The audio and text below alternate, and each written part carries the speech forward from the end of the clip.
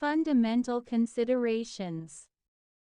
Anyone today who considers the emergence of a new era of mankind as a certainty, and expresses the conviction that our rescue from collapse and chaos could come about by virtue of a new attitude and a new formation of man's consciousness, will surely elicit less credence than those who have heralded the decline of the West.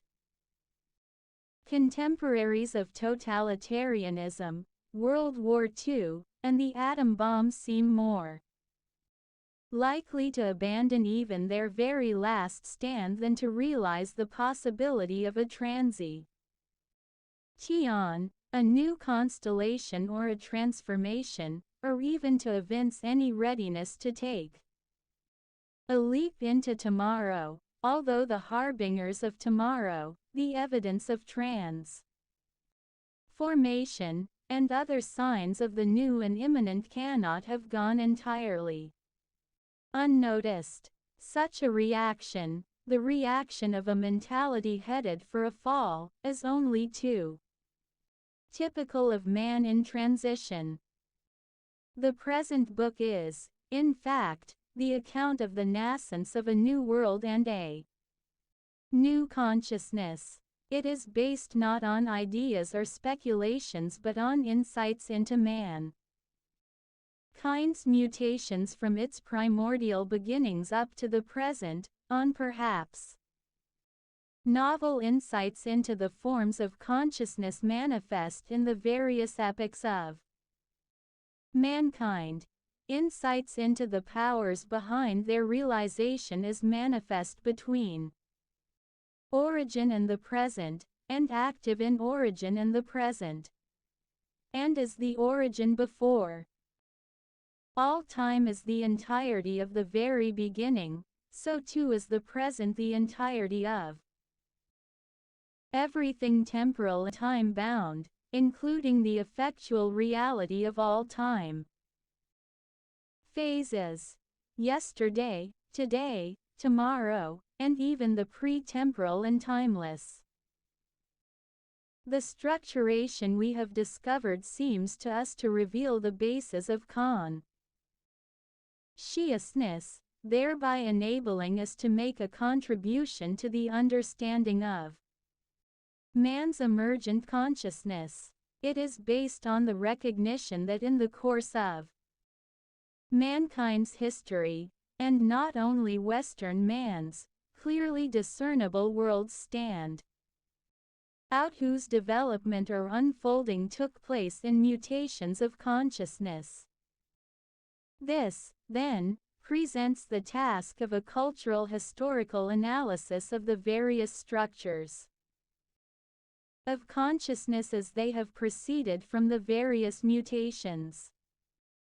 For this analysis we shall employ a method of demonstrating the respective consciousness structures of the various epochs, on the basis of their representative 1. Fundamental considerations. Evidence and their unique forms of visual as well as linguistic expression.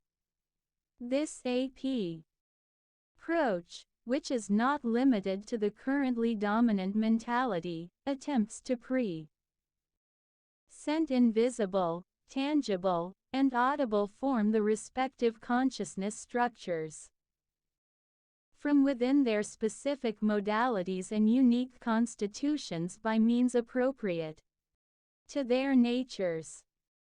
By returning to the very sources of human development as we observe all of the structures of consciousness, and moving from there toward our present day and our contemporary situation and consciousness, we can not only discover the past and the present moment of our existence but also gain a view into the future which reveals the traits of a new reality amidst the decline of our age. It is our belief that the essential traits of a new age and a new reality are discerned EPILEPSY in nearly all forms of contemporary expression, whether in the creations of modern art, or in the recent findings of the natural sciences, or in the results of the humanities and sciences of the mind. Moreover, we are in a position to define this new reality in such a way as to emphasize one of its most significant elements. Our definition is a natural corollary of the recognition that man's coming to awareness is inseparably bound to his consciousness of space and time.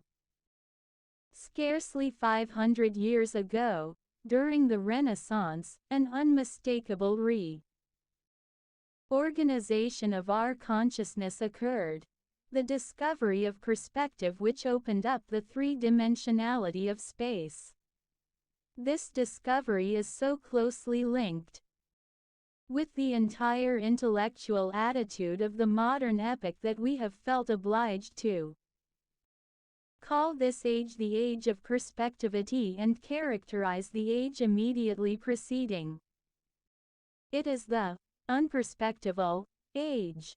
These definitions, by recognizing a fundamental characteristic of these eras, led to the further appropriate definition of the age of the dawning new consciousness as the aperspectival age, a definition supported not only by the results of modern physics, but also by developments in the visual arts and literature, where the incorporation of time as a fourth dimension into previously spatial conceptions has formed the initial basis for manifesting the new.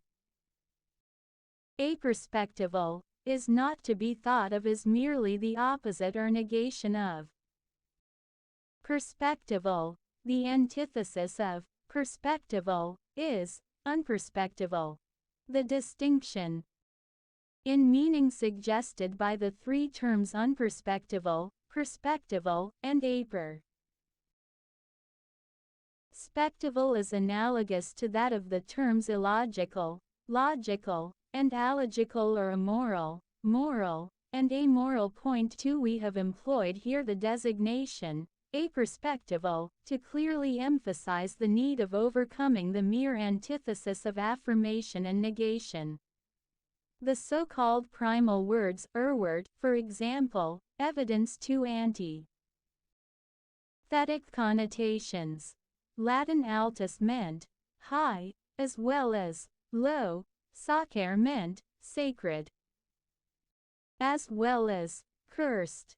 Such primal words as these formed an indifferentiated, psychically stressed unity whose bivalent nature was definitely familiar to the early Egyptians and Greeks. Point 3. This is no longer the case with our present sense of language. Consequently, we have required a term that transcends equally the ambivalence of the primal connotations and the dualism of antonyms or conceptual opposites.